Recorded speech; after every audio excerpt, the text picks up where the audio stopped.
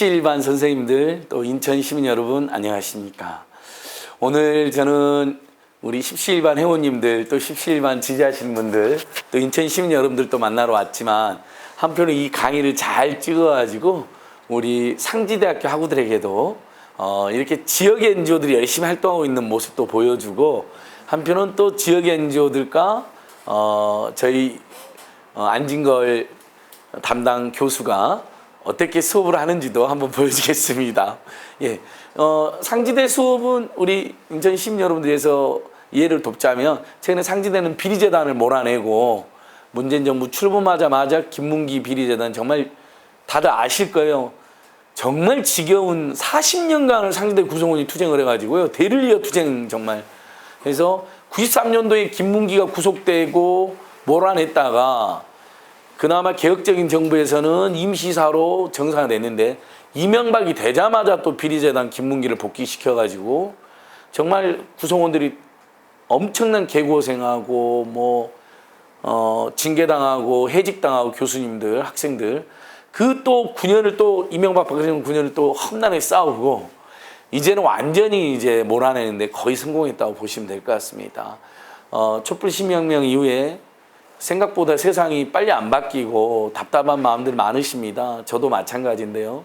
그런데 어느 한 군데에서라도 조금이라도 정상화되면 그건 정말 다행이고, 촛불 시민혁명 이후에 세상이 이만큼 바뀐 성과라고 감히 생각해 보는데요. 그 성과가 널리 이제 퍼져야 되는 것이죠. 그래서 그런 성과들 위해서 우리 십시일반 같은 그런 NGO나 지역 시민단체가 굉장히 중요하다고 생각합니다. 한편으로는 대학에서 학생들도 이런 민주주의라든지 인권이라는 사회참여의 중요성을 배워서 사회참여라든지 어떤 우리 시대의 청년 학생들의 역할을 진지하게 고민하는 기회가 되면 좋을 것 같은데, 상지대학교에서 제가 하는 수업 제목은 지방분권과 시민사회입니다. 그러니까 이렇게 시민사회 운동, 시민사회 단체, 또 시민들이 참여해서 민주주의를 좀 더 발전시켜 나가는 그걸 연구하고, 한편으로는 지역이 황폐화되지 않도록, 그게 농촌이든 또는 도시형 지역이든 간에 이게 분권이 돼서, 분권이라 하면 고난이라든지 재정이라든지 이런 부분들이 상당히 이양돼 가지고, 사실 서울만 잘 살고 서울에 정보나 돈이 집중돼 있고 지역은 굉장히 황폐화된 데가 많잖아요. 그래서 지방분권 시민사회라는 이제 상지도 온주에 있다 보니까 그런 독특한 과목을 제가 강의하고 있습니다. 특히 이제 요즘에는 이제 지방분권 관련해 가지고는 이제 우리 사회 공공성과 관련돼서 그게 지방도 발전하고 사회 공공성도 키우는 주제로 지역에 있는 국공립대, 지역에 있는 사립대부터 무상교육을, 그래서 인재들이 서울로 빠져나가지 않도록 수도권으로, 오히려 자기 지역에서 대학을 하고, 또 정부 재정 지원도 수도권은 이미 부자들 대학이 많거든요. 적립금 엄청나게 쌓는 거 보셨죠? 뭐 홍익대, 연세대, 이대 이런 데 적립금만 막 5천억, 6천억, 7천억씩 합니다. 지원해 줄 필요가 없거든요. 오히려 지역의 사립대학들, 지역 국공립대를 무상교육하고 지원하고, 그래서 지방분권까지 연결하는 이제 이런 캠페인도 저희들이 하고 있습니다. 자, 이제 잠시 상지대 수업에 대해서도 우리 선생님들 안내를 해드렸는데 본격적으로 인사드리겠습니다. 오늘 저는 이제 안진걸이라고요. 여기 이제 제가 하는 일들 많이 써놨는데, 사실은 제가 지금 이렇게 어제부터 국화꽃을 들고 다니면서 시민사회 운동이 무엇을 해야 될 것이냐, 뭐 여기 계신 분들도 저보다 더 잘 알겠지만, 저는 가장 억울한 사람들, 사회경제 약자들, 먹고 사는 문제까지 허덕이는 사람들, 어떻게든 먹고 살려고 성실하게 땀 흘려 일하는데 산재로 과로로 쓰러지는 사람들 편에 서는 게 저는 시민운동이 가장 먼저 해야 될 일이고, 오늘 주제인 시민운동의 미래도, 미래라는 게 거창할 것도 없고 별것도 아니다. 지금 당장 제일 고통받는 편에 서다 보면 미래가 밝아질 수밖에 없다. 아까 그 상지대학교 엄청난 피해가 있을 때 많은 온주 지역의 시민사단체들과 전국의 교육시민단체들 모두 힘을 내가지고 상지대에서 비리재단 몰아냈더니, 그 다음부터는 상지대가 알아서 잘 발전하고 있어요. 예를 들면 저희들이 뭐 상지대 발전까지 다 신경을 쓸 수는 없는 거잖아요, 교육시민단체. 근데 비리재단 몰아내니까 좋아지는. 마찬가지로 저는 시민운동의 미래도 지금 가장 억울하고 답답하고 힘든 사람들, 특히 먹고 사는 문제까지 허덕이는 분들, 양극화, 민생구, 불평등, 이런 문제에 올인하는 거라고 생각합니다. 근데 의외로 많은 시민단체들이 다양한 주제는 다루지만 민생 문제, 노동 문제만 전문으로 다루거나 아니면 주력히 다룬 단체가 의외로 많지가 않습니다. 그러니까 예를 들면 노동 문제는 노동조합의 역할이라고 이렇게 치부를 한다거나, 아니면 민생 문제는 뭐 일부 시민단체가 알아서 하거나 정당이 알아서 해야 될 부분이라고 이렇게 치부하는 경향이 있는데, 우리가 뭐 환경운동도 해야 되고 인권운동도 해야 되고 복지운동도 해야 되고 뭐 성평등운동, 다양한 운동이 있지만, 저는 공통적으로 이 시대를 살아가는 모든 분들이 겪는 문제는 민생 문제, 노동 문제라면, 민생 문제, 노동 문제 우리 모두가 같이 신경 써야 될 주제라고 생각하는데, 그래서 사실 제가 민생경제연구소를 참여했는데 그만두고 민생경제연구소를 만들어서, 처음에 제가 택배 노동자 이슈나 마트 노동자 이슈 우리나라라고는 저희도 생각을 못했어요.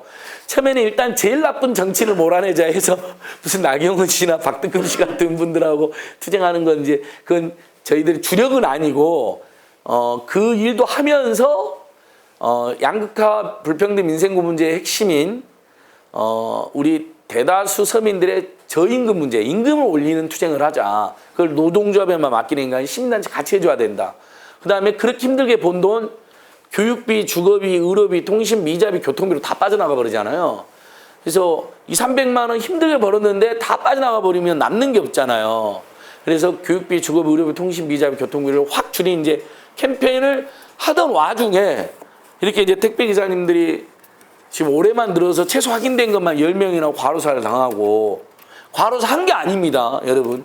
과로사 당했다고 하는 게 정확합니다.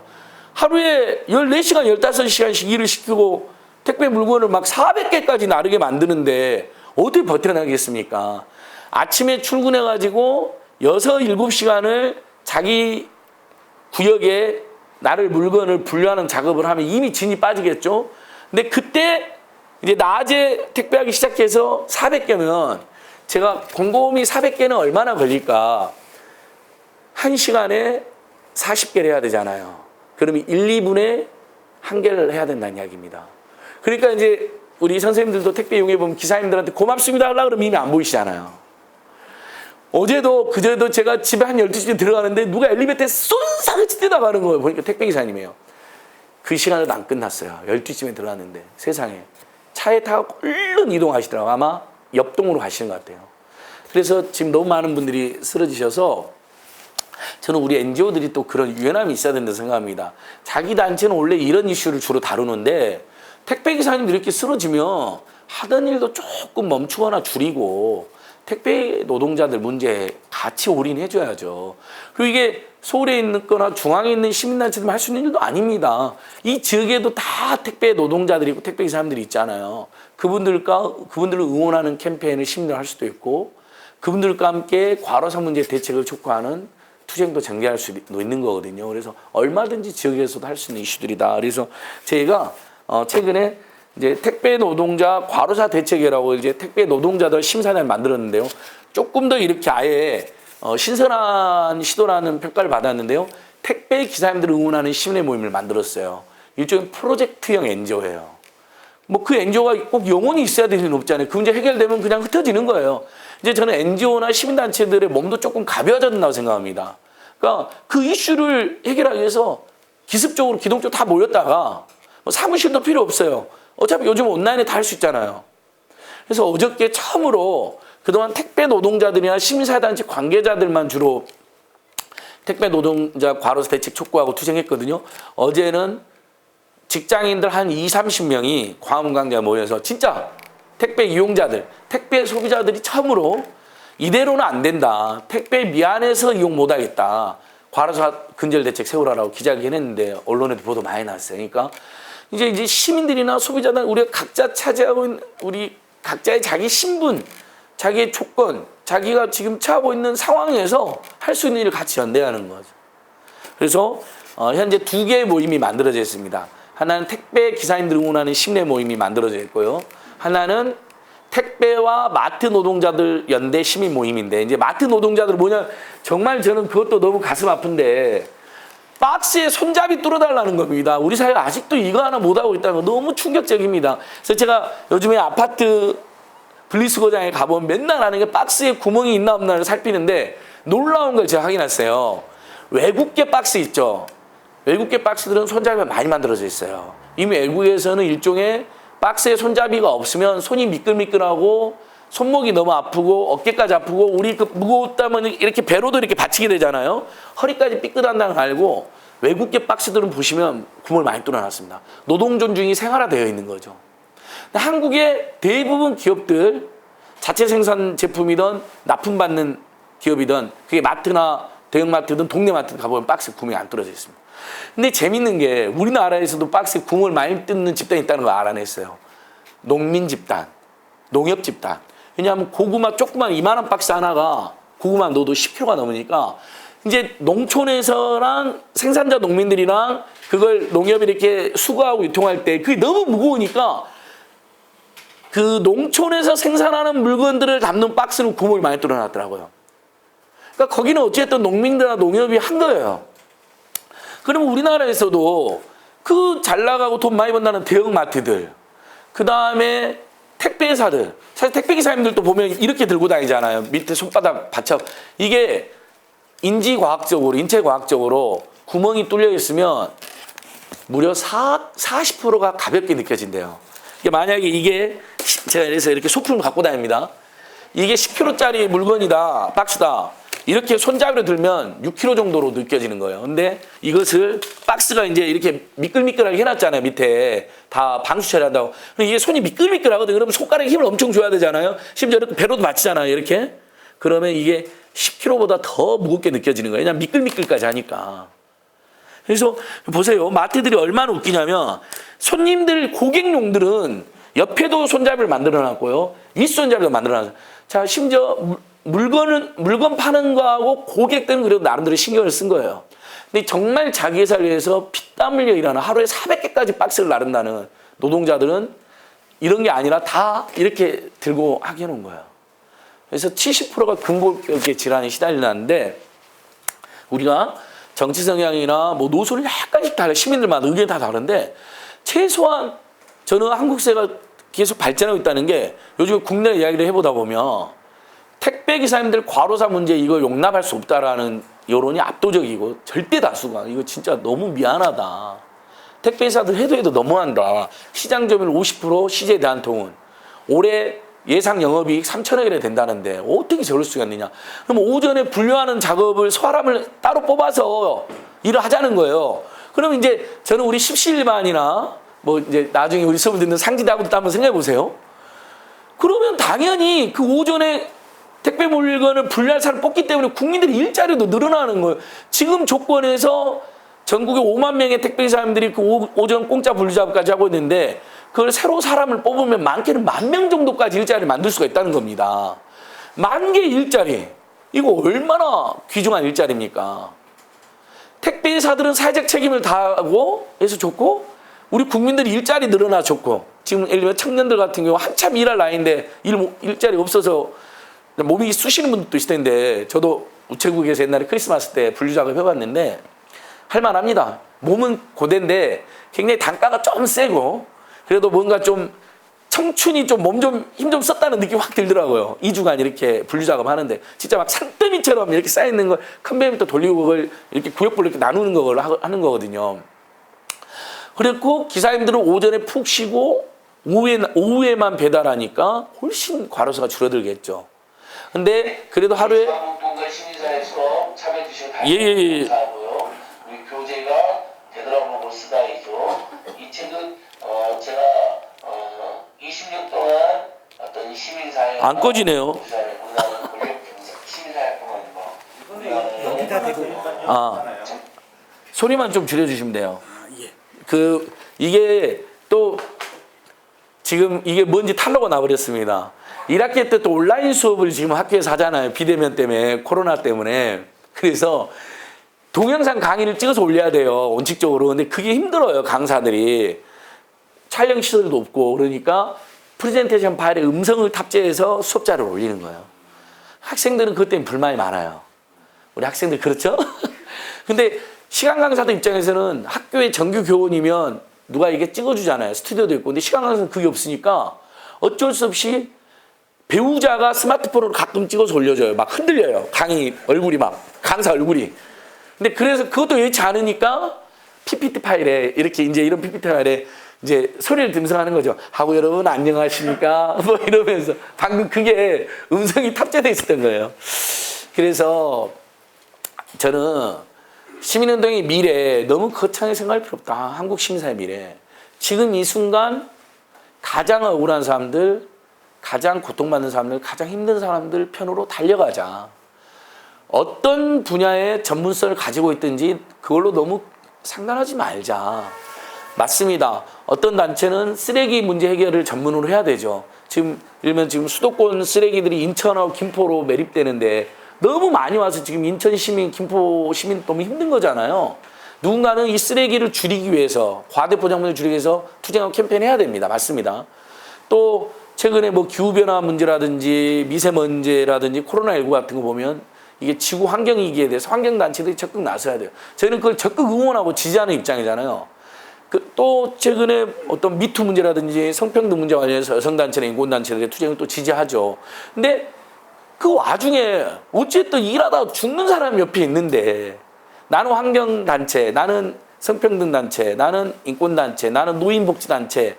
그러니까 누가 알아서 하겠지. 이래서는 저는 좀 곤란하다고 봅니다. 자기 전문 단체 역할은 계속 하더라도 이렇게 우리가 힘을 좀 모아서 모든 박스를 나르는 모든 노동자들, 사실 집에서도 우리 분리수거할 때도 필요하고 이사 갈 때도 다 박스 남잖아요. 사무실에서 옮길 때도 박스에 손잡이 있으면 편한데 없으면 힘들고 그러니까 이런 그런 건 다 같이 힘을 모으는 구조를 만들어 보자. 택배나 마트나 그렇고요. 최근에 중대재해기업처벌법 제정운동도 그렇습니다.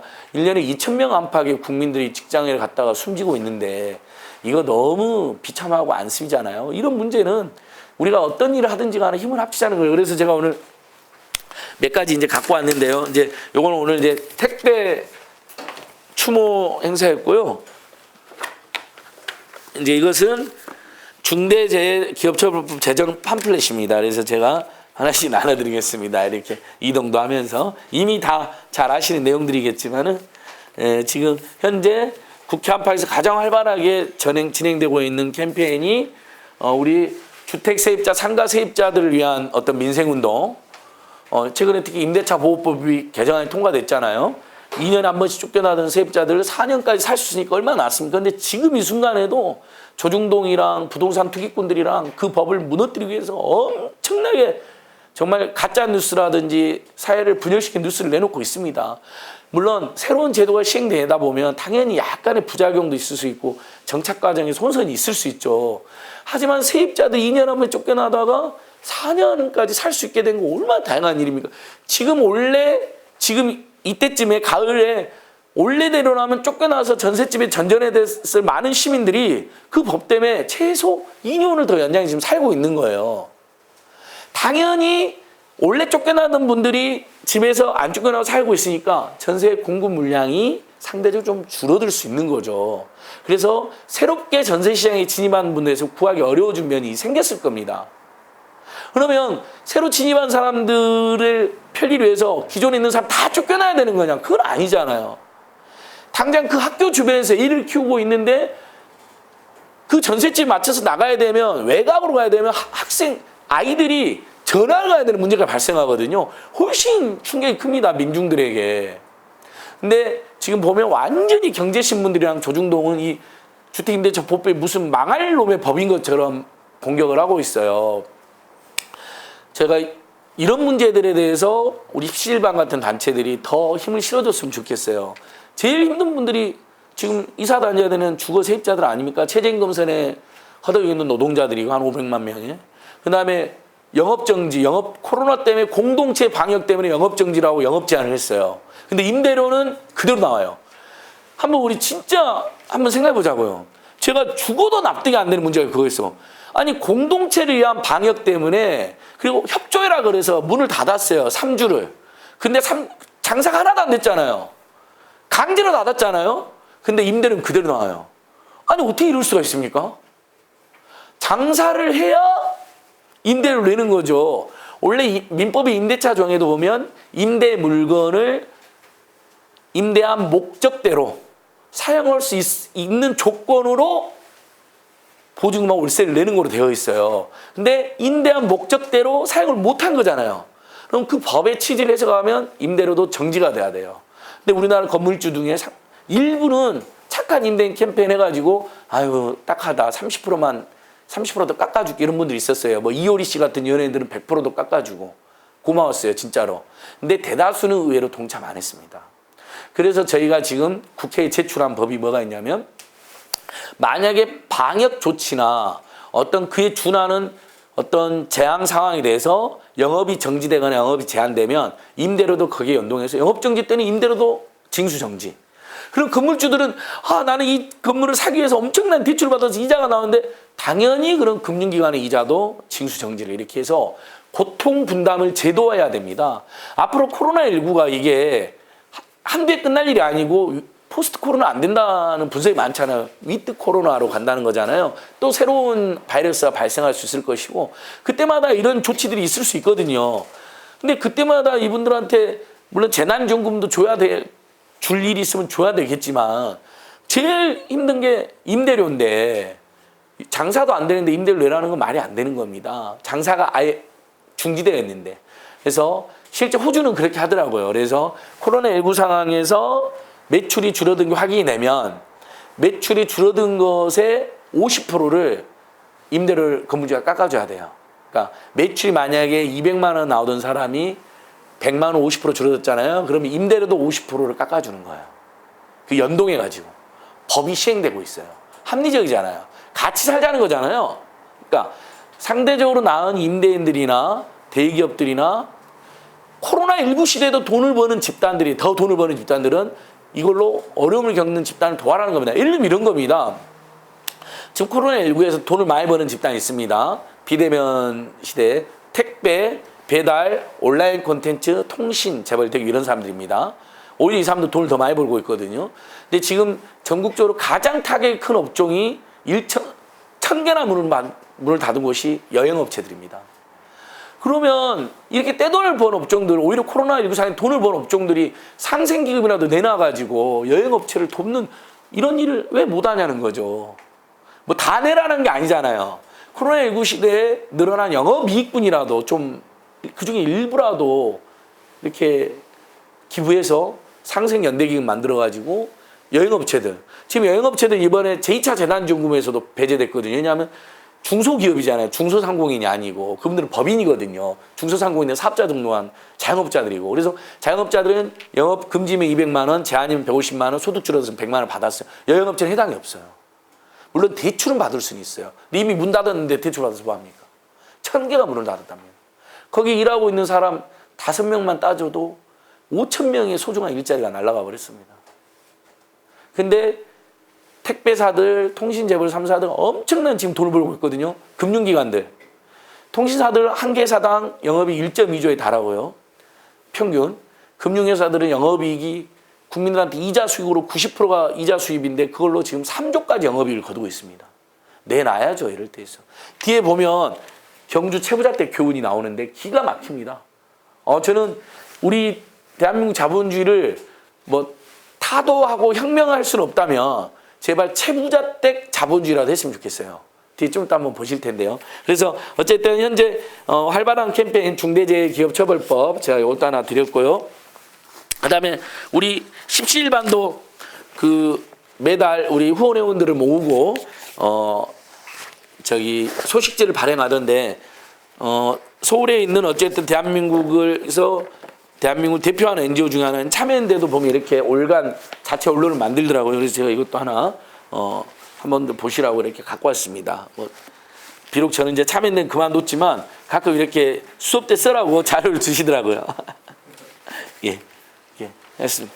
그리고 저는 이제 우리의 시민운동이 방법론으로도 지금 프레젠테이션 한 장도 안 넘어가고 이야기 지금 벌써 40분째 하고 있습니다. 이런 다양한 지금 정말 NGO들도요. 저는 여기 계신 분들 표정도 너무 밝고 너무 좋습니다. 그리고 희망이 느껴집니다. 왜냐하면 이런 뜻 있는 시민들이 곳곳이 지금 늘어나고 있거든요. 청년 학생들도 마찬가지고. 그러니까 NGO도 보면요. 옛날에는 뭐 맨날 무슨 민변 경제생 참여연대 이런 NGO들만 있었잖아요. 요즘은 안 그럽니다. 보시면 여기만 해도 뭐 물론 청년 유니온은 유명하지만 청년 주거권 하는 민달팽 유니온 같은 단체도 활발하게 하고요. 그 다음에 동네, 제가 사는 서울 강동에도 강동 시민연대, 강동 희망나눔센터, 강동 송파 114의 시민연합, 강동 송파 교육망 네트워크, 강동 송파 환경운동연합, 이런 동네 NGO도 지금 많이 생기고 있고요. 이게 그동안 중소상공인들의 NGO가 없었어요. 맘상모, 맘 편히 장사하고 싶은 상인들의 모임. 그러나 건물주 행포로 맘상한 상인들의 모임이기도 합니다. 맘상모. 전국유통상인연합회, 한국중소상인 자영업자 총연합회, 이제 인천에서 중소상인 운동하던 분들이 만든 전국 조직인데, 그래서 이분들이 최근에 이동주원도 배출하는 기업을 또 하기도 했습니다. 인천 출신인데. 그러니까 이제 곳곳에서 시민들이 이런 식으로 여러 형태의 NGO를 만들어가지고 경우에 따라서는 국회의원도 배출하고, 국회의원이 근데 그 사람이 그러면 권력자로 되는 게 아니라 일종의 대리인 운동. 우리 대신 국회에 들어가서 중소상공인들에 의한 경제민주화, 재벌 대기업들의 탐욕을 근절하고 규제하고 재벌 대기업들이 동네 산골 싹 장악하는 걸 막아내는 그런 정책 활동만 하는 거예요. 일종의 중소상공인 대리인으로 들어가 있는 거죠. 이런 유형도 늘어나고 있더라고요. 그래서 다양한 NGO 활동을 저도 지금 여전히 후원도 하면서 살고 있고요. 이 넘어가는 건 여기를 눌러야 된다 그랬죠? 예, 이제 이것들은 아까 말한 책들이고요. 제가 이제 썼던 책들이고, 요건 정말 요즘에 했던 이제 우리 최근에 했던 NGO들 활동, 너무 작은 활동이라고 할 수도 있지만 우리 서민들이나 민초들에게는 이것들도 다 의미가 있습니다. 누군가는 해야 됩니다. 명절에 우리 고속도로 타면 너무 막히잖아요. 너무 막혀서 고속도로에서 채증된 것도 화가 나고 기름도 많이 들고 체력도 소진됐는데 세상에 나갈 때 통행료 똑같이 받아요. 고속도로는 고속이니까 돈을 더 우리가 내는 거거든요. 일반 도로는 무상이지만 고속이 보장 안 됐으면 통행료를 받지 말아야죠. 그래서 문재인 정부 들어서서 고속통료 면제가 법으로 된 겁니다. 요거 같은 경우도 많이 안 알려져 있는데, 새벽같이 일하러 나가는 사람들 누굴까요? 우리 노회찬 대표님의 그 유명한 6411 버스. 정말 다 강남에서 이름도 불려지지 않는 청소노동자, 경비노동자들이 새벽 첫 차, 두 번째 차를 탄다고 그랬잖아요. 6411 버스. 그래서 큰 화제가 됐잖아요. 노회찬 대표님. 노래도 나왔어요, 최근에. 근데 저는 아침 일찍 나가는 분들은 두 가지에서 굉장히 의사에 기여를 하는 겁니다. 7시에서 9시가 교통체증 기간이거든요. 버스나 지하철이나. 그분들이 교통체증을 피해주는 거예요. 상당히 새벽에 나가니까. 두 번째, 대부분 새벽에 나가는 분, 아까 말씀드린 것처럼 남이 출근하기 전에 먼저 가서 청소를 해놓거나 경비를 해놓거나 밥을 지어놓거나 이런 일들을 하는 분들이거든요. 남을 위해 일하는 분들입니다. 이분들을 응원하자. 그래서 제가 생각했어요. 새벽같이 대중교통을 타는 사람에게는 요금을 할인해 주자. 그래서 지금 인천은 안 하는 것 같더라고요. 서울하고 경기도는 버스하고 지하철을 6시 반 전에 타면 20% 할인이 됩니다. 요거 잘 누리는 분들이 있습니다. 근데 6시 반은 아무래도 너무 이르죠. 저도 6시 33분에 타가지고 놓친 적이 있습니다. 20% 할인 못 받았어요. 너무 가슴이 아프더라고요. 그래서 6시 반이니까 교통 분산 효과가 좀 작습니다. 차라리 내가 6시 반 너무 이르니까 포기해버리는 거예요. 근데 7시로 완화를 하면요.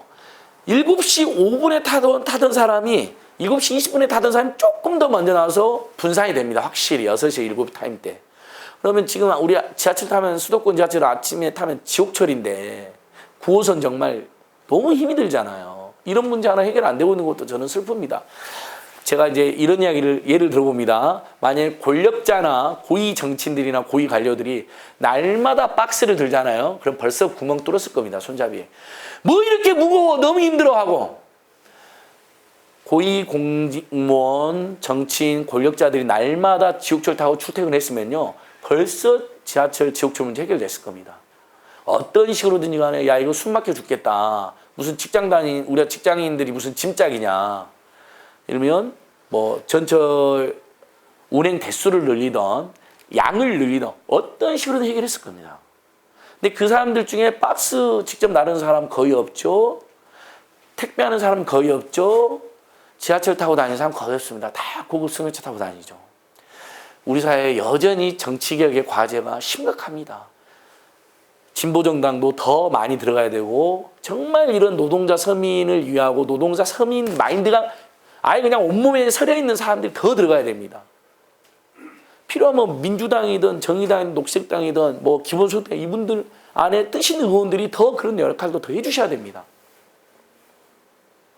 일단 이제 하고 싶은 얘기 굉장히 너무 많은데요. 이제 그동안 이제 뭐 반값 등록 이제 넘어왔습니다. 저도 모르게. 그래서 보시면 이런 거 되게 작지만 저는 제가 했던 캠페인 중에 너무 지금도 뿌듯한 게 지하철 잡상인이라는 이름을 이동상황으로 바꿔낸 겁니다.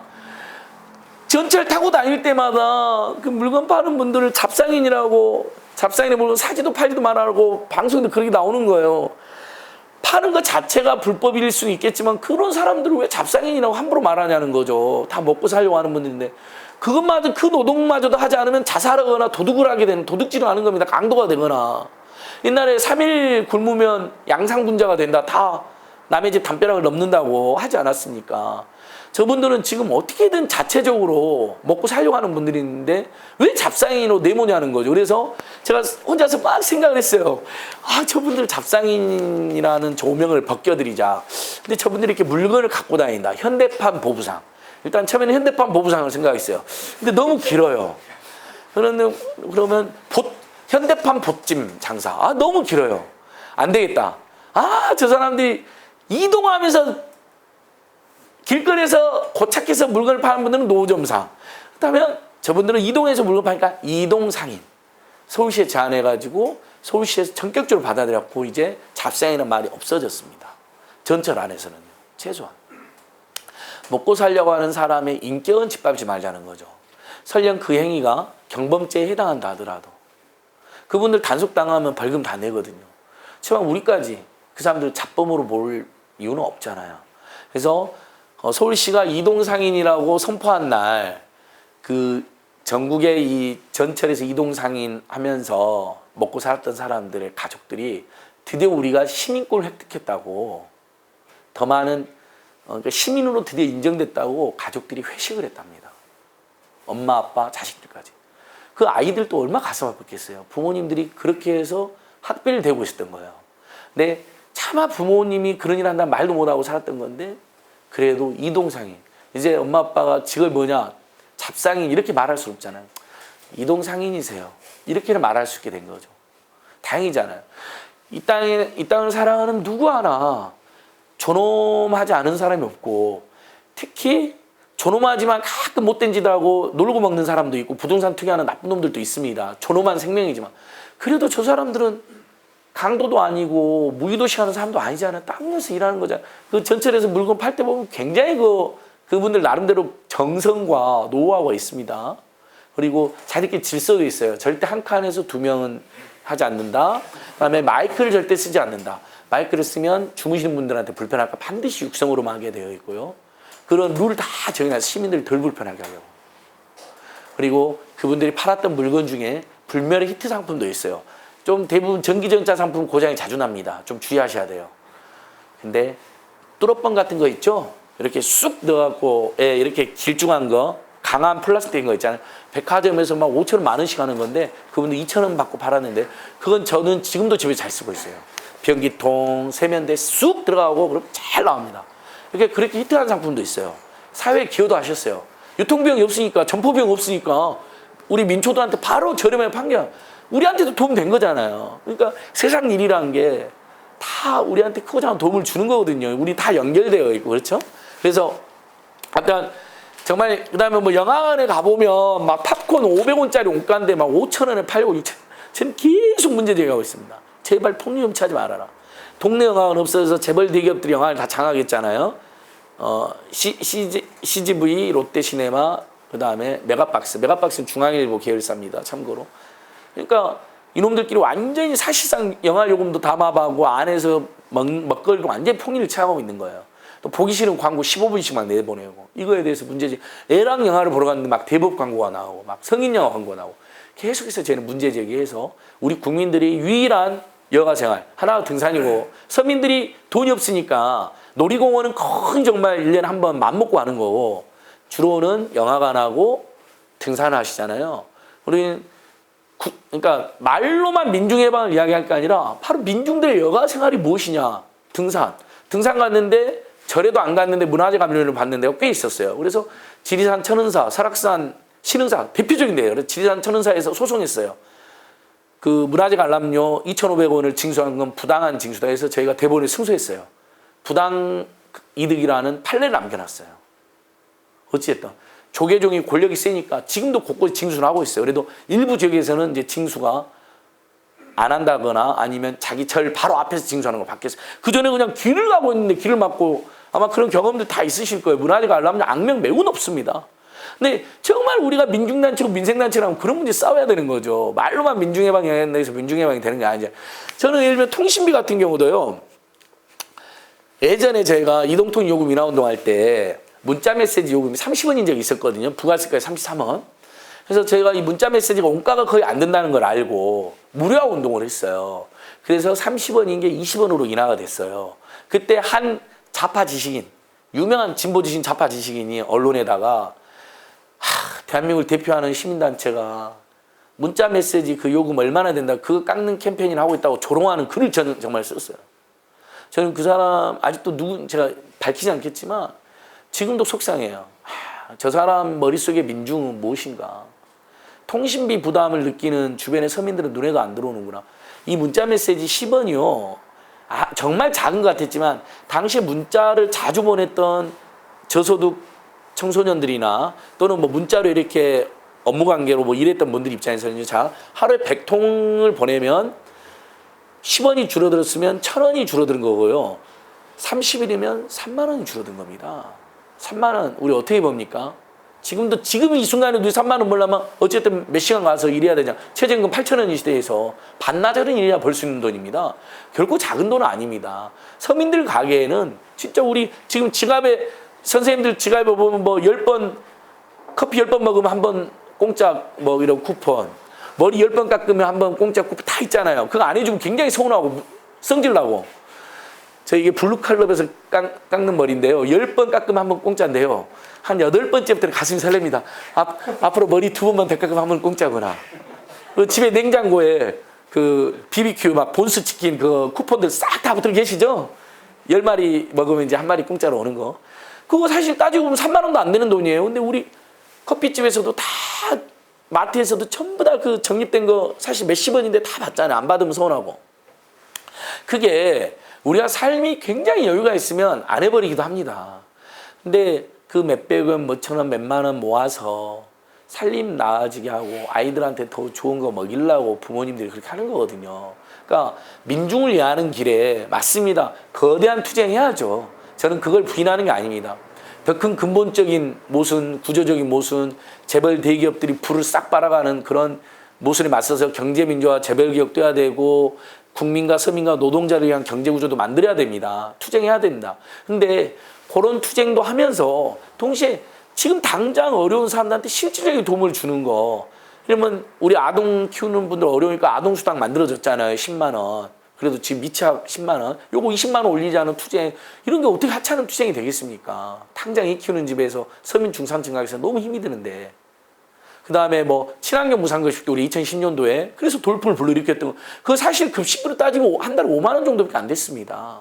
하지만 그 급식비도 부담일 뿐만 아니라 못 먹는 아이들과의 차별의 문제 여러 가지 문제가 있으니까 전국적으로 돌풍을 불러일으켰던 거죠. 따지면 친환경 무상급식 뭐 엄청난 무슨 민중해방 투쟁은 아니잖아요. 어떻게 따지고 보면요. 우리가 옛날에 80년대 70년대 외쳤던. 근데 굉장한 반향을 불러일으키고 친환경 무상급식 운동이 성공한 다음에 반값 등록금 투쟁이 있어갖고 대학가에 처음으로 무상장학금이 도입되거든요. 유럽처럼 국가장학금 제도라고. 이게 다 그러니까 다 연동되어 있는 것이고 입체적으로 동시에 우리가 추석 명절 때는 고속도로 통행료 면제받고 등산 갔는데 문화재 관람료 폭리치 하는 부당이득 보지도 않았는데 문화재 보지도 않는데 돈 받는 그런 그 불합리한 거 없애고 서민들 부담 줄어들고. 근데 이게 재밌는 게 노무현 대통령이 이제 뭐 우리도 이제 그 사람에 대해서 여러 가지 평가도 하고 지금 생각해 보면 뭐 멋있었던 것도 있고 굉장히 아쉬운 것도 있고 문제점도 있었는데 그러나 서민에 대한 애정은 좀 있었던 것 같아요. 저희들이 문화재 관람료 폐지 운동을 막 하고 있을 때거든요. 2006년도, 7년도에 노무현 정부 때잖아요. 근데 이제 산에 가면 두 가지를 징수했어요. 아마 기억들 하실 거 하나는 국립공원 입장료하고 문화재 관람료를 통합 강제 징수해요. 그러니까 국립공원 입장료가 1,000원이나 2,000원 사이고 문화재 관련 2,000원, 3,000원 사이입니다. 합쳐지니까 3,000원, 4,000원 돼요. 꽤 부담이 돼요. 4인 가구 하면 12,000원이나 산에 오랜만에 부담 없이 갔다가 막 15,000원 정도를 내는 거예요. 부담이 좀 되잖아요. 노무현 대통령이 제가 그거에 대해서 문화재 관람료를 폐지하거나 정말 절에 들어가는 사람만 입구에서 받게 해야 된다. 근데 전국에 20군데에서 문화재 관람료를 받았는데 20군데가 더 되는 사찰을 받는데 대부분 안 보이는데 통행세를 받는 거거든요. 그래서 문제가 됐어요. 노무현 대통령이 그 보고를 받고 그런 문화재 관람료를 없애야겠는데 어떻게 하면 좋겠냐 하니까 조계종이 너무 많이 반대를 해서 어렵다 그러니까 그러면 우리 서민들 산에 가는 비용 줄어들게 국립공원 입장료를 없앱시다 해서 국립공원 입장료 없어진 거예요. 그런 맥락이 있었어요. 그러니까 또 환경단체들이 들고 일어났어요. 국립공원 입장료 없애면 너도 나도 산에 와가지고 산이 황폐해진다. 아니 일리 있어요. 저는 오히려 환경단체들 그런 주장은 오히려 이제 저희는 또 민생단체니까 돈 1,000원, 2,000원이라도 줄이려고 막 투쟁을 했던 건데 환경단체들이 그러니까 좀 미안하기도 하더라고요. 하지만 그러면서도 환경단체들아 그러면 나중에 국립공원 입장료는 부활하더라도 문화재 관람료를 폐지하는 투쟁을 같이 하자. 그게 더 부담 이제 이렇게 서로 이제 합의를 했던 기억이 나는데 아무튼 그렇게 계속 우리 국민들을 위해서 여기는 이제 학자금 이자 2.2% 나왔는데 여기 예전에 이제 대학 다니신 분들이 있으면 예전에는 학자금 이태주 이자를 8% 10%까지 받았습니다. 이명박 정부 때까지만 그랬거든요. 지금은 1.85%까지 떨어졌습니다. 근데 저희는 더 나아가서 아니 공부하겠다고 빌려주는 돈을 어떻게 이자를 받냐. 대학까지 무상교육도 해도 모자랄 판에 근데 그것은 국민적 합의를 거쳐야 되니까 좀 시간이 걸린다고 치더라도 학자금은 무이자로. 정말 모든 공부하는 분들에게는 무이자로. 앞으로 이 캠페인을 계속 하고 있습니다. 그러니까 어떻게 보면 굉장히 다정다감하고 잡다한 이슈로 우리가 캠페인을 한다고 볼 수가 있는데요.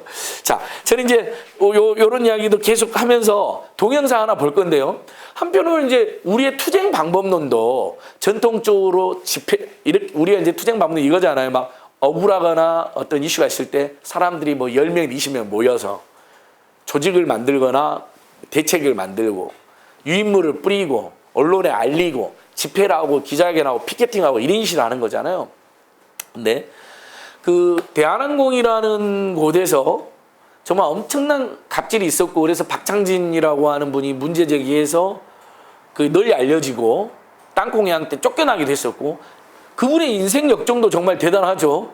그때 갑질 피해 상징적인 분이었는데 계속 그런 직장인 인권 문제, 직장 갑질 근절 운동 하시다가 이번에 정의당 대표 후보까지 나와가지고 꽤 선전했어요.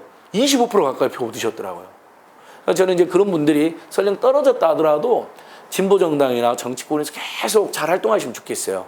아무래도 그런 분들은 계속해서 일하는 사람들이나 직장인들의 권익을 옹호하고 갑질을 근절하는 일을 평생 할 수밖에 없거든요. 본인이 그 일을 직접 겪었고 엄청난 고통을 정신과 체력까지 받았거든요. 그게 갑질을 그렇게 심하게 당하고 막 타던 비행기에서 갑자기 내리게 만들고 그러면 정말 저도 그런 일까지는 안 겪어봐가지고 정말 공황 장애 같은 게 발생한답니다. 그래서 되게 좀 길게 치료도 받고 그러셨고 지금 많이 이제 아주 건강해지셨는데 그러니까 그런 분들이 저는 앞으로 이렇게 잘 되면 좋겠는데 이제 우리 시민운동 투쟁 방법에서 이거 하나 살펴보면 좋을 것 같아요. 9시 뉴스 시작하겠습니다. 오늘 한국 기업 역사에 기록될 중요한 결정이 내려졌습니다.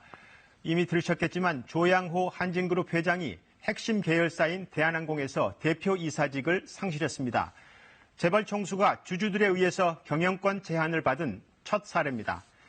대한항공 2대 주주인 국민연금과 또 외국인 소액 주주의 적극적인 주주권 행사로 이런 결과가 나왔습니다.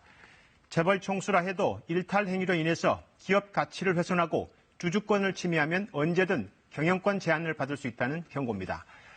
앞으로 기업 경영에 미치는 파장이 깊고 길 것 같습니다. 먼저 오늘 대한항공 주주총회장의 결정 이승재 기자가 전해드립니다. 주주총회가 열린 대한항공 본사. 이른 아침부터 긴장감이 감돕니다. 조양호 회장, 이사연님 반대한다. 반대한다. 주총이 열리는 회의장은 주주 250여 명으로 꽉 찼습니다. 조양호 회장 안건이 오르기도 전에 날카로운 고성이 오갑니다. 재무제표 및 연결 재무제표 승인의권은 원안대로 승인되었음을 선포합니다. 주주들의 불만도 곳곳에서 터져나왔습니다. 찬성 반대를 표시 안 하고 오신 분들이 지금 처리하는 게 이상할 수가 있지 않습니까? 예, 그분들이 다 반대를 하고 찬성을 하더라도 결과가 바뀌지 않습니다. 그리고 이어진 조 회장의 사내이사 연임안 건은 곧바로 부결됐습니다. 주총이 시작된 지 40여 분 만입니다. 대한항공 측은 조 회장의 사내이사 연임안 건을 주총장에선 표결에 붙이지 않고 사전 집계 바로 발표했습니다. 결과는 찬성 64.1%, 반대 35.9%, 연임이 무산된 겁니다. 정관상 이결 정족수인 3분의 2를 충족하지 못했기에 부결되었음을 선포합니다. 이로써 조 회장은 1999년 아버지 고 조중은 회장에 이어 대한항공 최고 경영자 자리에 오른 지 20년 만에 대표이사직에서 내려오게 됐습니다. 아까 그 부결된 조양호 대한항공 회장의 따님인데 그 기업의 가치라는 것은 그 기업이 수행하는 직무로 국민들이 입게 되는 서비스, 대한항공 같은 경우는 항공 서비스, 항공 운항이죠. 그게 사람이든 물건이든, 그리고 우리는 거기에 정당한 대가를 지불을 하는 겁니다. 근데 그랬을 때 기업은 필연적으로 일단 자기들 위해서 일하는 노동자들의 인권을 보장해야 됩니다. 월급을 제대로 주고요. 그 노동에 맞게끔. 갑질이라는 법은 어디에도 없습니다. 심지어 근로기준법에 폭력이나 갑질은 불법으로 되어 있습니다. 근데 그런 걸 일삼았습니다. 총수일가라는 이유만으로. 심지어 밀수까지도 하고 그랬죠. 이 사람들 그다음에 재벌 대기업 총수니까 개인 재산이 수조 원에서 수십조가 있음에도 불구하고 자기 집의 인테리어를 고치는데, 우리 같은 서민들도 자기 집 고칠 때 우리 뭐 몇백만 원, 몇천만 원 우리 돈 써서 하지, 남의 돈 어디서 회사 돈 갖고 와서 못 하잖아요. 그러면 처벌받으니까. 돈도 수조 원이 있는 인간들이 꼭 자기 집 고치는데 막 몇십억을 회사 돈으로 쓴 겁니다. 막 이런 것들. 그래서 기업의 평판을 떨어뜨리고 주주들이나 임직원들이 가야 될 정상적인 몫을 그 사람들이 사실상 뭐 횡령해서 빼돌린다거나 아니면 주가를 떨어뜨린다거나, 그러면 이제 주주들도 힘들게 이렇게 주식에 투자를 해서 그 기업이 생산적인 분야에 자금을 대고, 그다음에 그 기업이 잘 돼서 그다음에 정당의 배당을 받고 주가가 올라, 이런 걸 바라는 거잖아요. 이제 투기자본도 있고 못된 단탐하는 사람도 있긴 하지만 정상적인 주주자본주의에서는 그렇다는 이야기입니다. 근데 심지어는 계속해서 총수일가의 불법행위, 횡령, 배임 이런 걸로 문제가 되더니 언니도 갑질했는데 이 두 번째 따님까지도 컵을 들어주니 갑질한 겁니다. 근데 이 갑질의 정도가 너무 심하니까 뉴욕타임즈에서 기사를 쓰는데 갑질이 영어로 번역이 안 되는 거예요. 정말입니다. 한번 영어 잘하는 분 하면 갑질을 뭐로 번역할 수까요? 일종의 언어폭력이나 힘으로 희롱했다는 건데, 그쵸? 그럼 뭐 버벌 바이올렌스 같은 표현도 있을 수 있고, 힘희롱이면 이제 성희롱이 영어가 섹슈얼 하래스먼트잖아요. 그래서 실제 일본에서는 직장 내 갑질을 힘으로 이렇게 사장이 힘으로 희롱을 했다. 파워하라. 파워 하래스먼트라는 표현을 쓰더라고요. 파워하라라고 이제 줄여서 파워하라, 일본 사람들. 근데 이 뉴욕타임즈 기자가 그걸 몰랐을 리가 없는데, 그거 뭐 힘으로 희롱하거나 언어로 폭력한 거로 이게 설명이 안 되는 거예요. 막 온갖 언어 폭력의 힘희롱에 거기다 컵까지 던지고 비행기에서 심지어 뛰어내리게 만들고 설명이 안 되니까 에라 모르겠다 그냥 갑질로 써버린 겁니다. 재벌이란 말이 설명이 안 되니까 재벌로 영국 브리테니크 사전에 등재되는 똑같은 원리가 돼버린 거예요. 갑질. 그러니까 결국은 주주들이 이제 어떻게 되냐. 그러면 옛날에는 우리 전통적으로는 이제 노동조합이 나서고 시민단체가 나서서 뭐 물러가라 맨날 데모하고 피켓팅하는 것이 그쳤잖아요. 근데 보니까 우리 국민들이 납부한 국민연금이 거대 투자자가 되어가지고 주요 대기업들의 1위 또는 2위 또는 3위 주주로 등극해 있는 경우가 많아요. 우리 국민들이 지금 투자를 하고 있는 거예요. 기업은 원래 그 자체로 사회성이 있는 데다가 수없이 많은 이해관계인이 있잖아요. 임직원부터 시작해서 협력업체, 뭐 소비자, 지역. 그러니까 이제 그래서 자본주의라는 게 주주자본주의가 아니라 이해관계인 자본주의로 이렇게 이제 이론적으로 발전하는 건 모든 이해관계인들의 이익을 균형적으로 고려해라 이런 건데 계속해서 이런 재벌 총수들의 부당한 행위로 문제가 돼서 이제 아까 말씀드린 것처럼 전통적인 방식은 피켓팅하고 물러가라 뭐 이런 거였어요. 투쟁하고. 그러다가 뭐 안 되면 가끔 뭐 정보농성도 하기도 했잖아요. 우리 노동자들이. 그러다가 막 구속도 되고 처벌받았죠. 근데 사실 그렇게 하고 몰아내기가 쉽지가 않잖아요. 의사결정은 이사회하고 주주총회가 장악이 있으니까 상법상. 그래서 머리를 쓴 거죠. 이제 많은 시민들이. 저는 이제 이게 꼭 우리가 주주총회장에 늘 가는 캠페인 하자는 취지로 말씀드린 게 아니에요. 저런 방법까지도 이제 고민을 하자는 거죠. 아까 택배기사님들 응원하는 시민의 모임으로 이렇게 시민들이 직접 나서가지고 내일처럼 느껴진다. 이렇게 투쟁하는 것처럼 주주총회장은 꼭 국민연금이라든지 생각이 있는 주주들하고 힘을 모은 거예요. 그래서 부결시켜버린 거예요. 조양호를. 대한항공은 부결은 꿈도 못 꿨던 거예요. 근데 부결돼버렸잖아요. 그러니까 아까 KBS 9시 뉴스 앵커가 한국 자본주의에서 거대한 일이 발생했다. 이런 식으로 표현한 거예요. 뭐 이제 주주가 아닌 사람 들어가기 어려운 면도 있지만 그래서 저도 들어갔잖아요. 저 조종사라든지 직원들 중에 뜻 있는 분들이 주식을 저희들한테 그걸 뭐라 하냐면 이제 대리 참석권을 주신 거예요. 대리 참석이 가능하거든요. 주식은요. 어차피 누가 가서 그 뜻만 대리해서 입장을 내면 되니까 가서 반대해달라. 나는 시간이 없으니까 내가 500주를 안진걸씨한테 줄 테니까 가서 500주만큼 반대표 하되 야무지게 싸우고 와달라고 하더라고요. 그렇게 해서 발언권을 얻었던 거예요. 그러니까 이런 식으로 우리가 계속해서 이 시민사회운동의 영역이나 방법론을 확장할 거 너무나 많다는 거죠. 그래서 그 다음에 하나 더 동영상을 보시면요. 정말 최근에 제가 본 동영상 중에 가장 멋있는 동영상 중에 하나였어요. 우리 시민운동이 뭐에 집중해야 될 것이냐 굉장히 저는 많이 느끼게 됐어요. 이 영상을 보면서. 미국에서 가장 존경받는 대통령이 프랭클 루즈벨트입니다. 미국의 대공황을 극복했는데 단순히 무슨 대형 공공사업을 많이 해가지고 일자리를 늘리고 소득을 늘려서가 아니라 노동자 서민들에게 권리를 인정해주고 노조를 할 걸 보장해주고 최저임금 올려가지고 노동자 서민들이 미국의 다수를 차지하는 노동자 서민들이 좀 안정적으로 삶을 살면서 소비를 할 수 있는 구조를 만들어갖고 대공황을 극복한 겁니다. 우리가 생각하는 뉴딜은 테네시강 유역의 대규모 공사를 우리 사회책은 그렇게 만나 완전 사회책은 반만 가르쳐 준 거예요. 그런 정부가 당연히 내수가 불황일 때는 공공 부분에서 일자리를 만들어내고 대형 공사를 하는 것이 필요하죠. 하지만 루즈벨트가 더 중요하게 생각했던 건 노동자 서민 집집마다 소득을 확 올려주자는 겁니다. 월급을 올려주고 노동기본권을 보장해서 최저임금 제도를 만들고 정부가 복지급여를 더 주고 그러니까 당연히 노동사님들이 소비여력이 회복이 돼서 내수가 살아났던 겁니다.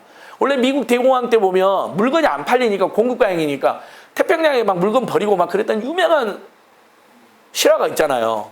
아무도 안 사니까 돈이 없으니까 국민들이 그럼 자본주의 망하는 거거든요. 기업이 망하는 거거든요. 근데 루즈벨트가 실제 이렇게 멋있는 말을 했더라고요. 진보는 많이 가진 자에 더 얹어주는 것이 아니라 적게 가진 자에 충분히 보태주거든요. 중요하다. 오늘 저는 11년도의 미래가 바로 이 단어에 응축됐다고 생각합니다. 제발 좀 없이 사는 사람 편에 확 서서 제발 좀 우리 노동자 서민들도 돈 걱정 없이 밥벌이 걱정 없이 살게 해주고 그런 여유가 있어야 환경운동도 뛰어들 수가 있습니다. 솔직히 하루 먹고 사는데 환경운동 어떻게 동참합니까? 물론 이제 생활 속에서 플라스틱 안 쓰려고 하고 비닐 안 쓰려고 하는 노력은 노동자 서민도 저도 하지만 아무래도 삶이 피곤한 분들한테 그레타 툰베리처럼 우리 환경운동하자 요트 타고 막 저 대서양 투쟁하자 누가 합니까 그것을. 근데 아무튼 그러니까 저는 환경 문제가 중요하지 않다는 게 아니라 지금 환경 문제 굉장히 중요하잖아요. 지구가 뭐 망하게 생겼다고 저도 걱정이 돼요. 우리 아이들 생각하면 지금 우리 기성세대가 지구 망하게 하고 아이들한테 떠넘기는 꼴이 되잖아요. 쓰레기 문제도 그렇잖아요. 그래서 저도 환경 문제에 남달리 관심을 가지고 있고 환경단 체험으로 많이 가입되어 있거든요. 근데 계속 드는 생각이 더 많은 국민들이 환경운동에 뛰어들기 위해서도 민생 문제 해결이 같이 돼야 된다는 거죠. 노동 문제 해결이. 이제 이런 생각이 드는 건데 한번 보겠습니다.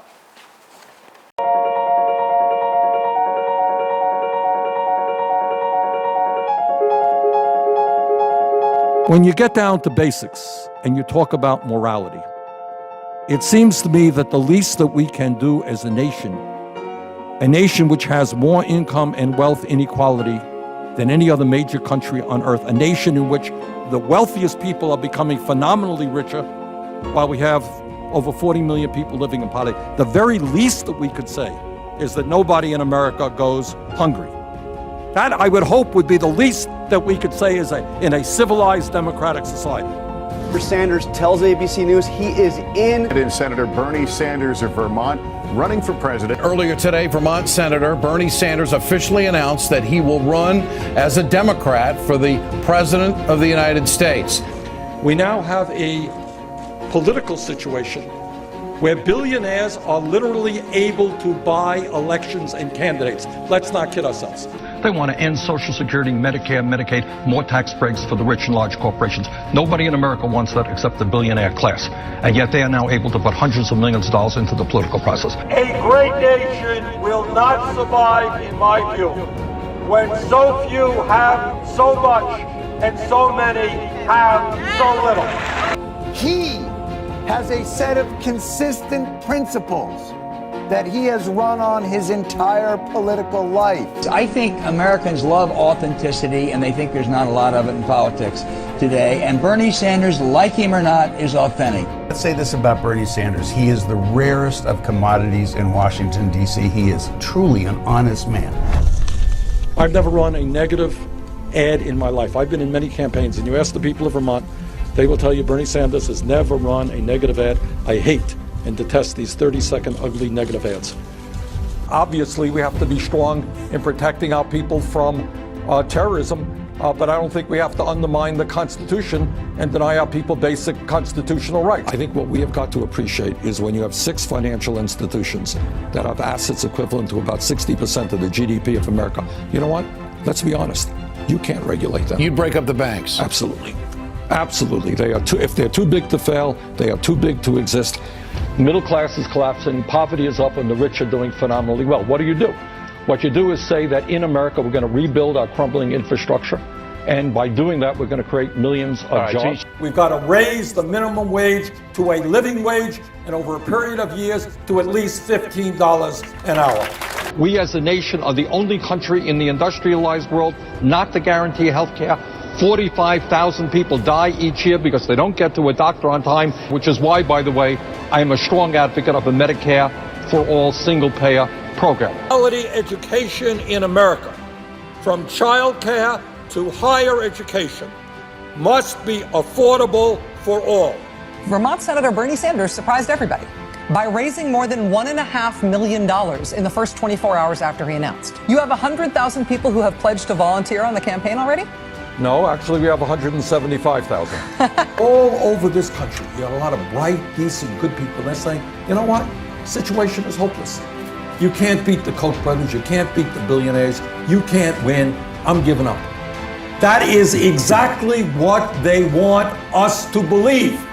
And I beg of you, do not enter that world of despair. We can win this fight if we stand together. Well, let me just say this about my political career. I think few would argue that it is the most unusual political career in the United States Senate. Nobody thought that I would be elected mayor of Burlington, Vermont. Very few people thought that I would beat an incumbent Republican to become a United States congressman from Vermont by 16 points. And people weren't so sure I could beat the richest person in Vermont to become a United States senator. So I would say, don't underestimate me. When millions of people stand up and fight, they win.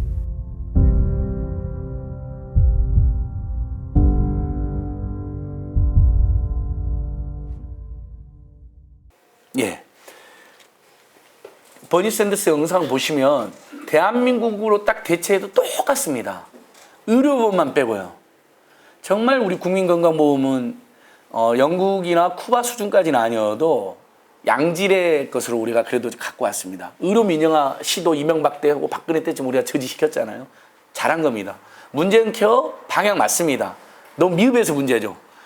건강보장성 65% 뭐 70% 올린다는데 아직 멀었죠. 한 80%, 90% 가야죠.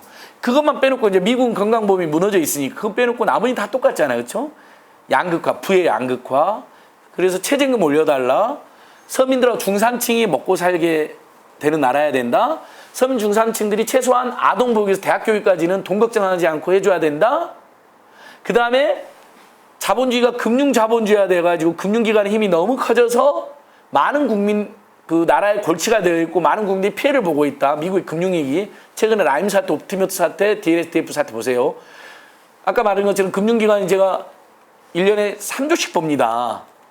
하나금융지주, KB금융지주, 신한금융지주 이런 사람들이요. 뭘로? 우리 국민들의 이자 소득으로. 그럼 이자는 누가 내죠? 다 여러분이나 저희들 같은 사람들이. 예금금리는 0%, 대출금리는 막 5%, 6% 해갖고 예대마진은 극대화해가지고 금융기관의 탐욕이 크게 달하고 있습니다.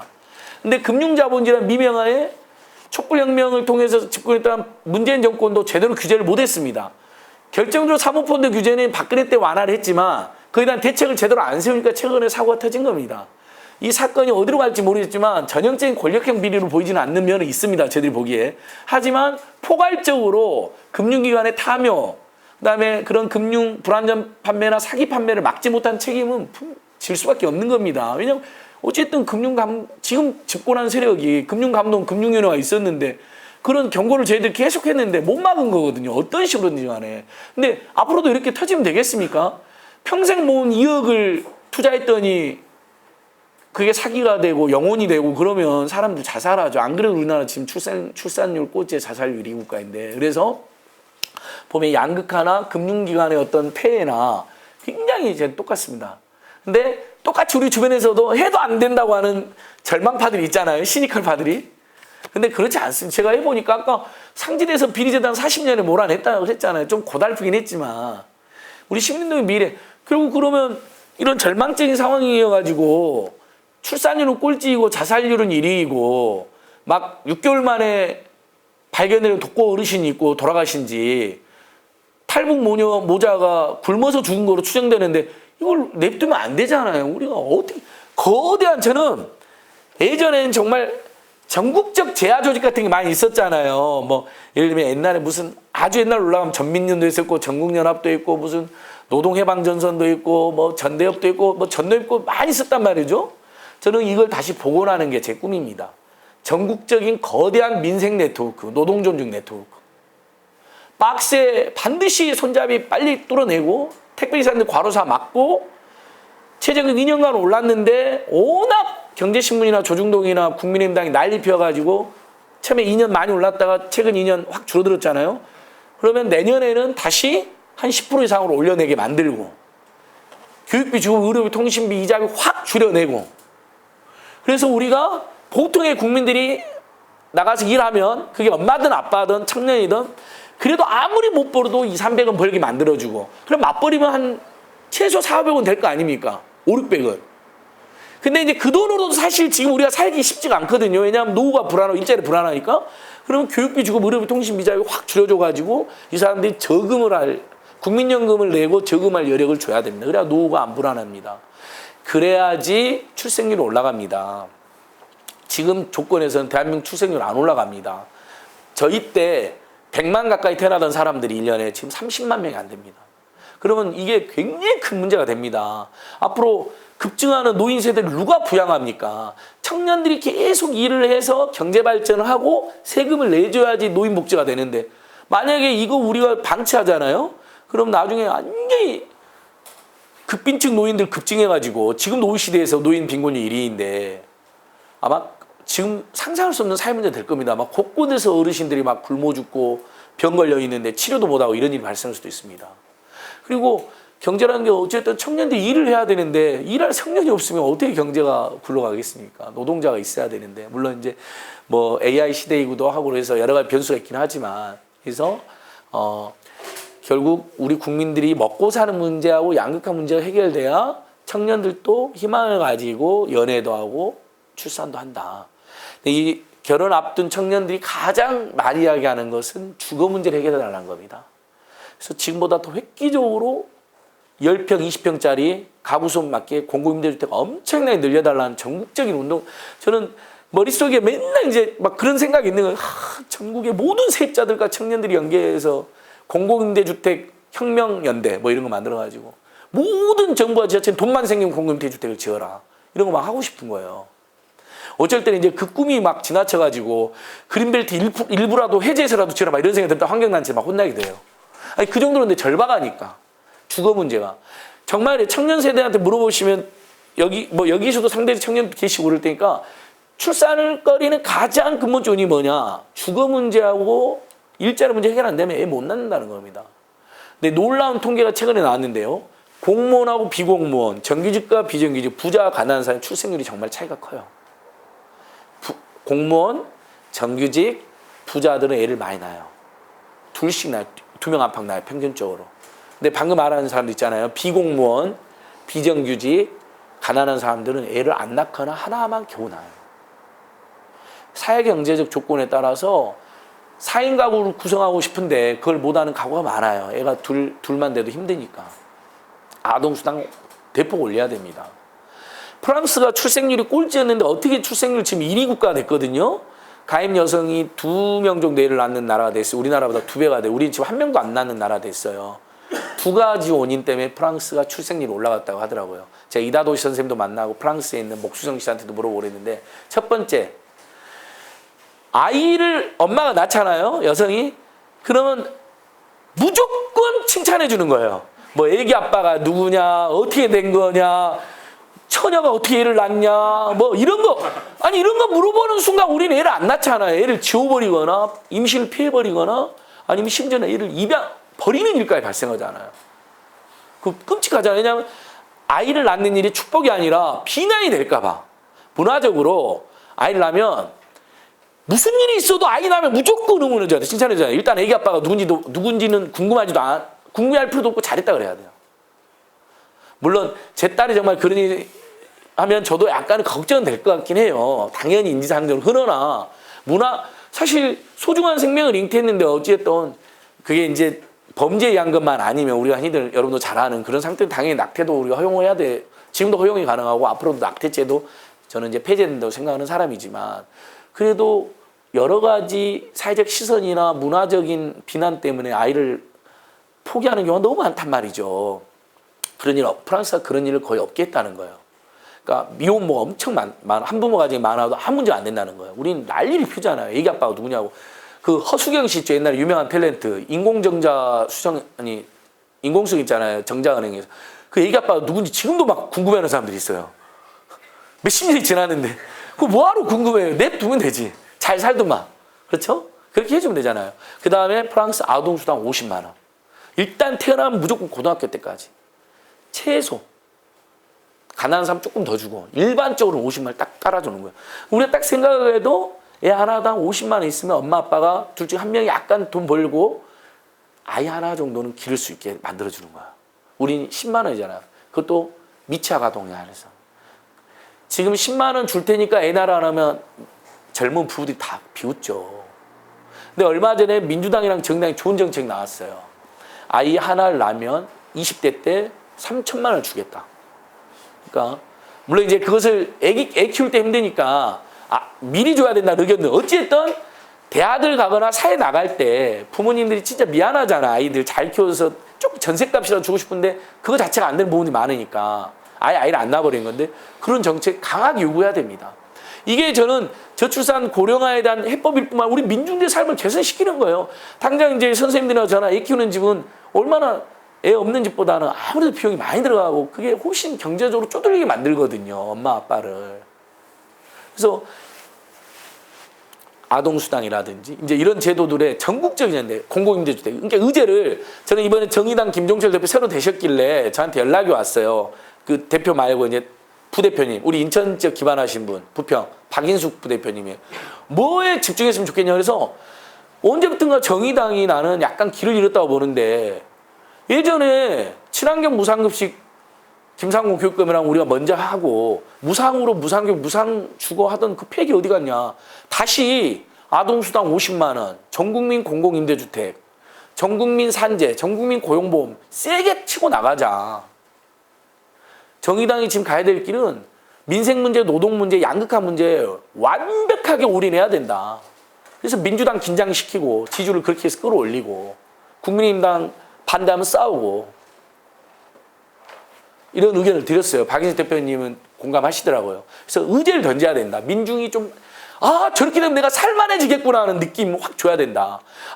애 좀 더 낳아야겠다는 느낌 줘야 된다. 물론 원하지 않는 부모한테 낳으라고 할 수는 없지만요. 그건 이제 자유선택이니까. 근데 지금 문제는 낳고 싶은데 못 낳는 부모들이거든요. 그리고 낳을 수 있는 상황인데 무서워서 낙태해버리는 상황이 이런 게 문제잖아요. 정말 낳고 싶었는데 안 되는 그런 경우들. 그래서 지금 보면 현재도 보시면 알겠죠. 2019년도에 이게 재벌 집단들인데 현재 이렇게 34개의 재벌 집단으로 문제는 이 재벌 집단이 34개라는 게 문제가 아니라 이렇게 갑질도 저지르고 여기에 나와 있는 것처럼 계속해서 한편으로는 우리 국민들의 삶은 애 하나 키우기가 버거운 상황인데 그래서 현재의 불안은 자살률로 미래 불안 출생률 꼴찌로 이렇게 이어지는 거거든요. 근데 보십시오. 재벌들은 갈수록 기업 매출주 5대 재벌소 계열사의 비중 2007년 33%에서 2020년 39%, 20대 재벌의 비중은 50%에서 60%까지. 전체 기업의 매출의 60%를 20대 재벌이 차지하는. 갈수록 우리 국민들 피땀 흘려 일하고 노동자들 서민들 피땀 흘려 일하는 게 다 재벌 대기업으로 쏠리고 있어요. 강력한 경제민주화 재벌 개혁 다시 요구해야 됩니다. 문재인 정권도 더 정신 차려야 됩니다. 1년 8개월 얼마 안 남았지만 남은 기간에 더 올인해줘야 됩니다. 그래야 집권을 연장하든 정의당이랑 연정을 하든 뭐라도 할 거 아닙니까? 이 상태에서 다시 이제 최악의 정치력한테 넘어가면 선생님이나 우리랑 진짜 살기 힘들어집니다. 또 싸워야 돼. 일거리 나가야 돼. 노조들 또 정교조 또 법의 노조 될 것이고 그러지 않겠습니까? 상지대 또 비리대는 또 들어올지도 몰라요. 진짜 너무 끔찍하거든요. 그러니까 한편으로는 좋은 정책을 계속 밀면서 어쨌든 지금 집권 세력의 책임을 계속 또 촉구를 해야 돼요. 그게 강도 높은 규탄이 됐던 계속해서 촉진하는 것이 됐던 그건 각자 이제 각 단체나 각 개개인이 가진 성향에 따라서 선택하실 문제인 것 같아요. 그것까지 막 우리가 통일해서 어떻게 하기는 저도 어렵다고 보는데요. 그래서 이렇게 여전히 시대는 좀 언뜻 보면 좀 나아진 것 같지만 아동수당도 최근에 생겼고 다 최근에 생긴 제도들이거든요. 기초연금, 어르신들 기초연금도 어쨌든 하위소득 70%한테 지금 30만 원까지 올라가 있잖아요. 40% 이제 25만 원 올라가고 40%는 30만 원 올라가 있고 그다음에 그 제도가 있습니다. 65세 이상 어르신들 통신비 11,000원씩 감면되는 제도 있습니다. 기초연금 받는 분들. 근데 몰라서 신청하는 경우가 많아요. 그래서 저는 십시일반 같은 데서도 예를 들면 저는 그것도 제안해놨어요. 제가 민당하고 정의당에. 서민들이나 민초들이 몰라서 이용 못하고 있는 복지제도나 민생제도 꽤 많습니다. 65세 이상 어르신들 중에 통신비 의무 감면이거든요. 신청만 하면 기초연금 받는 분들. 그러니까 사실 기초연금에다가 11,000원을 더 주는 겁니다. 부부면 22,000원입니다. 근데 절반 정도 아직도 신청 안 했더라고요. 이걸 제가 문재인 정권 하에서 계속 싸워갖고 만드는 통신사들이 통신 좀 하도 일하니까 노인들이라도 해달라 해서 만들어진 제도거든요. 이런 거 그런 거 있잖아요. 막 우리가 십실반 같은 데서 매뉴얼 만드는 거예요. 어르신들 이거 알고 계세요? 신청하세요. 이게 진짜 도움이 되는 거거든요. 막 관념적으로 막 노인의 방 예측하고 어디 됩니까? 당장 지금 어르신들 예를 들면 폐지 가격 올려주는 투쟁도 해야 되는 겁니다. 당장 폐지를 먹고 사는 분들이 있는데 연금 기초연금 올려달라는 투쟁과 함께 폐지 가격도 제값 달라고 하고 폐지 자체가 또 재활용이니까요. 환경 문제에 대한 도움도 되잖아요. 그러니까 이런 식으로 입체적으로 투쟁을 하자는 취지입니다. 그래서 이제 아까 제가 말씀드린 이제 결론으로 와서 저는 시민운동의 시민사회 미래가 대한민국뿐만 세계 자본주의를 정말 사회민주주의라든지 괜찮은 수정자본주의로 이렇게 만들어 가야죠. 정말 따뜻한 사회로. 채부자 때 교훈은 지금도 대단합니다. 보시면 재산 만석 이상 지지 말라는 겁니다. 떼돈을 벌더라도 계속 사회 환원하라는 겁니다. 만석 있으면 다 환원해버리라는 겁니다. 흉년기에 땅 사지 마라. 이 코로나19 같이 어려울 때 떼돈 벌고 있는 놈들한테 한마디 한 겁니다.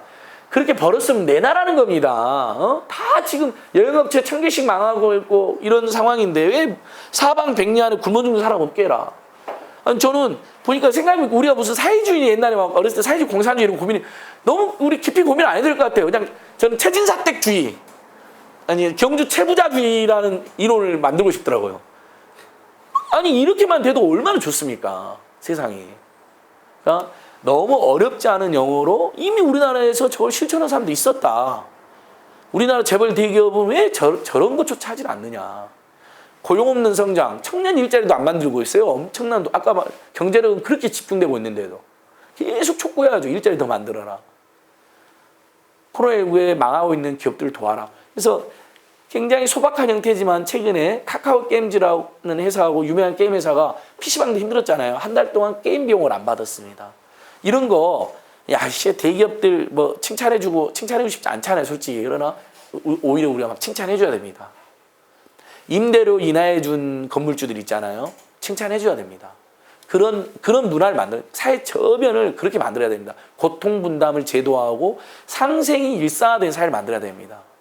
최소한 망하려고 하는 사람들, 저소득층, 힘든 중소기업, 중소상공인들이 생기면 사회가 무조건 도와주고 어떤 식으로 응원해주고 건물주는 임대료를 깎아주고 정부는 재난지원금을 주고 아까 말한 건 재벌 대기업 같은 거나 편의점 본사나 프랜차이즈 본사 같은 경우는 로열티를 깎아주고 근데 지금 우리나라 중소상공인 이제 지역 이슈에서도 이게 결합이 되는데 프랜차이즈가 엄청 늘어나 있잖아요. 전국에 30만 개가 편의점 프랜차이즈입니다. 편의점이 그중에 한 5, 6만 개 되고요.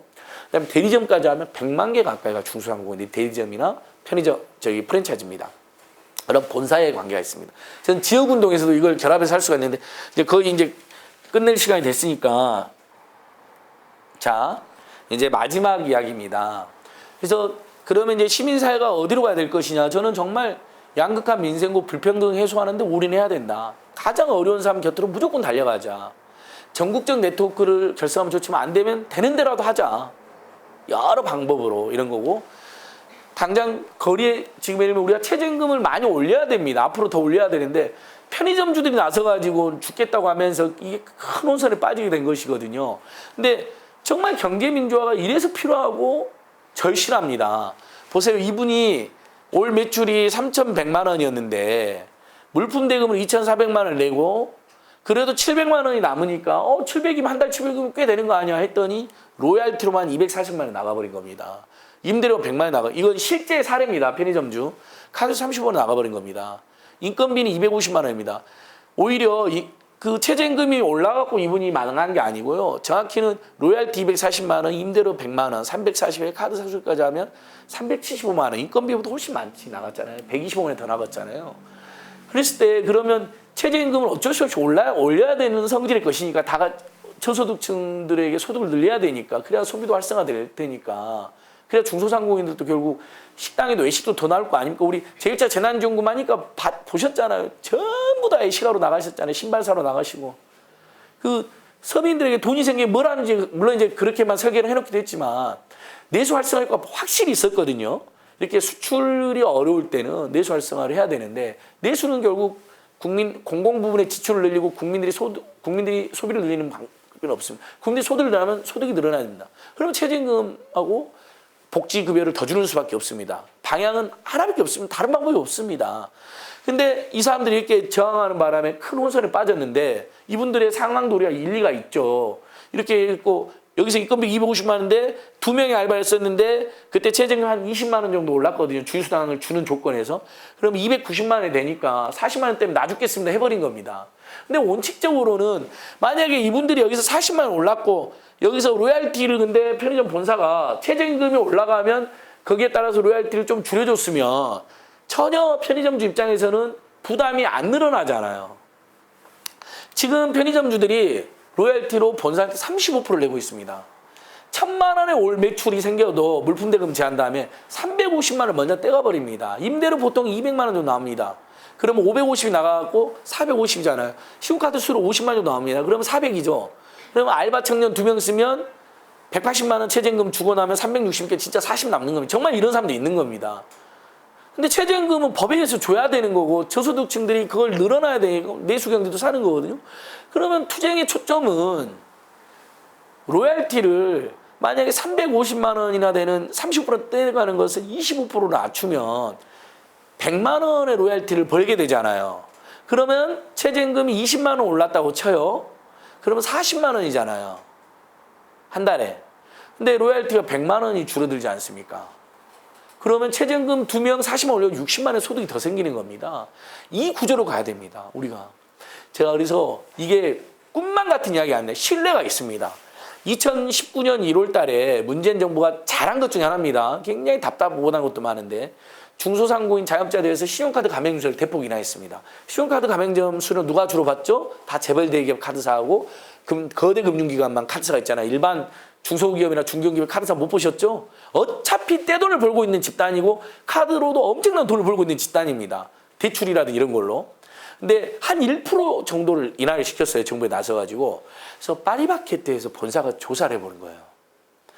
한 점포당 파리바게뜨 점포가 지금 한 4,000개 되거든요. 최저임금 인상됐을 때 이 사람들도 힘들었다 막 이야기했던 사람들이에요. 그래서 신용카드 가맹점수를 인하를 해준 거예요. 그런 최저임금 인상분에 대해서 우리가 그러면 경제민주화 조치를 하겠다 해서 정부가 나서 얼마나 줄어들었냐면요. 한 점포당 500만 원 정도가 줄어들었답니다. 평균적으로.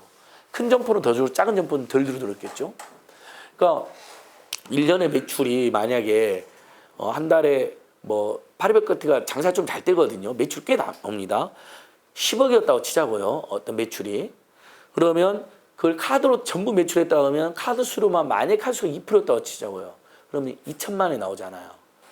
근데 1% 내려왔으면 1,000만 원의 소득이 새로 생기는 겁니다. 근데 자, 알바 청년 2명을 쓰고 있다고 치자고요. 근데 최저임금 20만 원이 올랐다고 쳐요. 40만 원. 1년에 그러면 40에서 1년이면 480만 원이 인건비가 늘어났어요.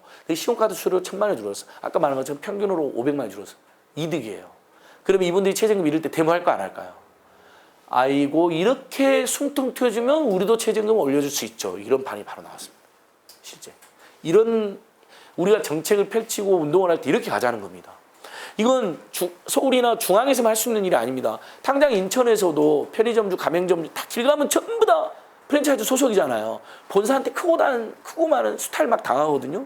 거기에 우리가 이러면 인천 프랜차이즈 연합회 뭐 중소상공인 모임하고 인천에 있는 우리 십실발 이런 단체들이 같이 연계해가지고 본사 행포에 정하고 로얄티 깎아라. 그래야 최저임금 인상한 것을 감당할 수가 있다.